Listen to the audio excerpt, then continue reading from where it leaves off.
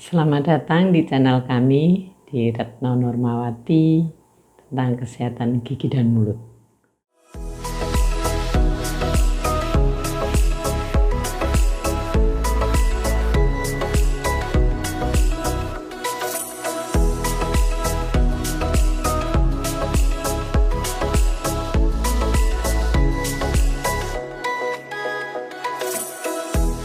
Saat ini kami akan menyampaikan beberapa hal yang saya temui pada saat pandemi seperti ini.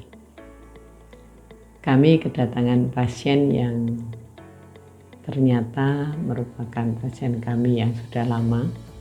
Terakhir kontrol tahun 2017 dan sekarang sampai 2020, berarti ada masa 3 tahun loss. Tidak pernah diperiksakan dan mungkin tidak pernah merasa sakit. Nah, banyak kita temui bahwa kesehatan gigi ini tidak pernah diperhatikan kalau tidak ada keluhan. Beliau datang ke sini karena sudah ada keluhan, sudah sakit giginya. Padahal dalam kondisi pandemi COVID-19 ini kita sangat hati-hati dan meminimalisir kita melakukan tindakan karena sangat berbahaya bagi diri pasien maupun diri kita sendiri seorang operator. Nah, yang kita temui seperti itu, kondisi masyarakat masih belum care terhadap dirinya tentang kesehatan giginya.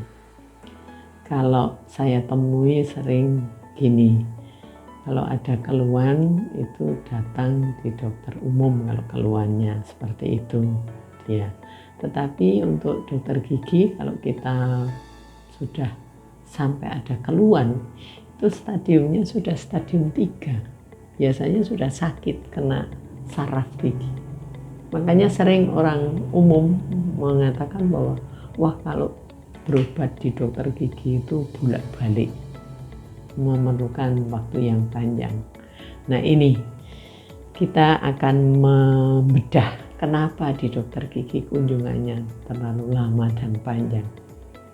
Karena yang datang itu kasusnya sudah stadium 3, sudah melingkupi saraf dan sudah sakit. Beda kalau masih awal, secara perifer masih kecil-kecil, sekali datang sudah selesai.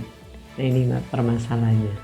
Makanya kami mengajak seluruh warga ini untuk mengakses kepada dokter giginya di dalam pelayanannya, tidak menunggu keluhan, tetapi baiklah kita sering kan ada anjuran 6 bulan sekali untuk kontrol, itu dilakukan.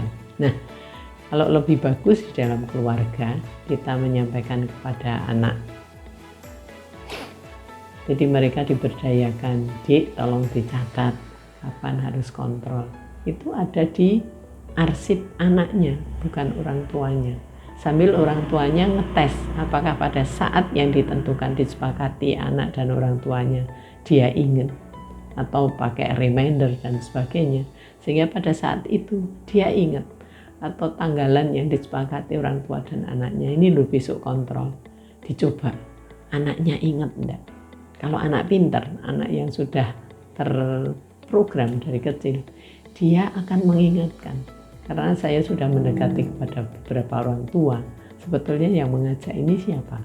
Bapak ibunya atau putranya? Enggak dok, karena kemarin kan sudah disampaikan seperti itu, sehingga dia yang mengajak. Ini loh tanggalannya sudah hampir besok kontrol dan sebagainya. Ini kita mengajak anak-anak kita supaya mandiri, supaya sadar akan kesehatannya. Nah, ke depan anak-anak yang sudah sadar seperti itu kan mempunyai cita-cita yang tinggi. Aku soalnya besok kepengen jadi pilot, aku besok kepengen jadi antariksawan dan sebagainya. Aku kepengen jadi polisi, aku pengen jadi semuanya yang menuntut untuk kesehatan giginya yang prima. Nah, sebetulnya tidak hanya pekerjaan-pekerjaan itu yang menuntut gigi prima, tetapi semua pekerjaan sehingga akan nyaman. Nah, di anak-anak kita juga selain 6 bulan sekali kontrol di dalam keluarga, bukan aja anak-anak. Kemudian kita juga mengakses kepada dokter, mengenalkan dokter yang mengerjakan. Biasanya kalau sudah sakit baru dikenalkan ke dokter. Ini yang sulitnya menangani. Sudah anaknya belum kenal, melihat alat-alat di kedokteran gigi itu kan menakutkan. Belum suaranya dan sebagainya.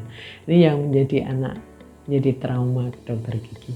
Tidak kalau dia tidak ada keluhan apa-apa, bermain aja, kenalan dengan dokter giginya, mungkin guyon dan sebagainya. Nah, dia akan nyaman. Seandainya nanti kita kontrol dan sebagainya, itu mudah sekali. Nah, yang terjadi Bapak Ibu sekalian, kami sering mengajak Bapak Ibu yang datang ke layanan kami, sering saya tanya, di dalam keluarga ada anggota keluarga lainnya. Nah, saya bilang mestinya anggota keluarga yang lain itu juga diakseskan ke sini, dikontrol. Karena apa? Kami kebetulan melakukan program dengan BPJS, jadi semua orang yang sudah terdaftar di layanan kami dalam satu keluarga biasanya, nah itu akan saya panggil. Kalau satu datang di tempat kami, kemudian yang lain anggota keluarganya sudah terdaftar di kami, ya harus datang ke kami supaya kita tangani lebih awal, kita lakukan secara preventif. Lebih nyaman, lebih efisien semuanya. Kami tidak banyak mengeluarkan waktu dan tenaga maupun material.